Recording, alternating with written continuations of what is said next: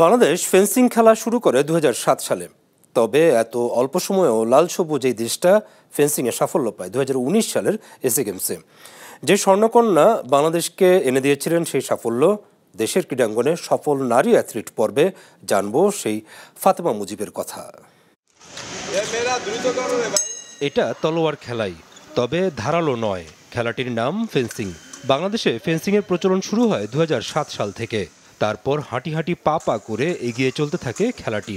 এখন পর্যন্ত বাংলাদেশের ফেন্সিংয়ে আন্তর্জাতিক পর্যায়ে সাফল্য একটাই, সেটা হলো ২০১৯ সালে এশিয়া গেমসে ফেন্সিংয়ের সেবার ইভেন্টে স্বর্ণজয়, যেখানে স্বর্ণকন্যা ছিলেন ফাতেমা মুজিব। ফেন্সিং শুরুটা আমার ভাইয়ের থেকে শুরু হয়েছিল। আমার ভাই প্রথমে ইনডোর স্টেডিয়ামে প্র্যাকটিস করতো, ওর দেখা দেখে আমিও আসি। তারপর আমার অনবরত আমি ফেন্সিং গেম করতে করতে আমার ডেভেলপ হয়। তারপর আমরা ন্যাশনালে যখন খেলি, ফার্স্ট যখন ২০১৩ সালে থেকে শুরু করি এবং ১৬ সালে যখন ফার্স্ট সাব গেমস হয় তখন আমরা অ্যাড করতে পারি নাই। তারপর ১৯ সালে আমার সাব গেমসের রেজাল্ট হয় ১৩তম সাউথ এশিয়ান গেমসে। আর এমনি আমার ন্যাশনালে ৪টা গোল্ড এবং অনবরত রেজাল্ট করে আসতেছি। ২৫০টিরও বেশি ডিজাইন অপশন নিয়ে ওয়ালটন স্মার্ট ফ্রিজ, বোঝে আপনার প্রয়োজন। ইপি, ফয়েল ও সেবার, এই তিনটে ইভেন্টে খেলা হয় ফেন্সিংয়ে।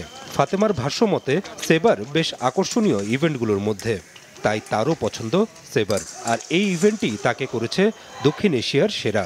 যেটা ইপি, ওটা একদম পা থেকে মাথা পর্যন্ত ৭৫০ গ্রাম ওয়েটের খেলা। ওটা যখন আপনার টিপ থেকে আপনি ৭৫০ গ্রাম ওয়েট দিবেন অপোনেন্টের শরীরে, তখন আপনার ল্যাম্প জ্বলবে।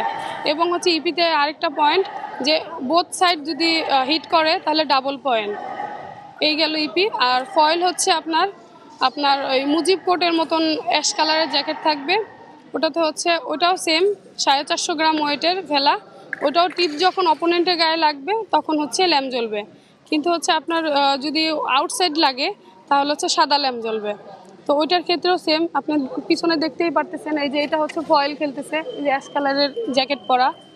তো ওইখানে আপনার সেম অ্যাটাক এবং ডিফেন্সের দুইটাই মিলিয়ে খেলা। তো যখন টাইমিংয়ের বিষয়টা হয় তখন টাইমিং ধরে আমাদের কোচ।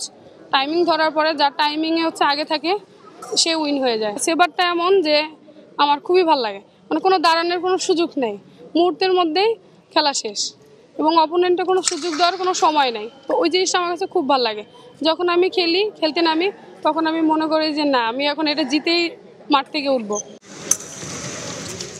ভালো অ্যাথলিট মানেই ফিটনেস থাকতে হবে, ফেন্সিংও এটার ব্যতিক্রম নয়। তবে ফাতেমা বলছেন এখানে মানসিক জোরও লাগে একজন ফেন্সারের, অর্থাৎ মনকে একেবারে চিন্তামুক্ত রাখতে পারলেই ফেন্সার পাবে তার কাঙ্ক্ষিত সাফল্য। ফাতেমার ক্যারিয়ারে আন্তর্জাতিক সাফল্য এই একটাই, তাই এখনই নিজেকে সেই অর্থে সফল বলছেন না তিনি। ফাতেমার লক্ষ্য এশীয় পর্যায়ে দেশের পতাকা উঁচিয়ে ধরা।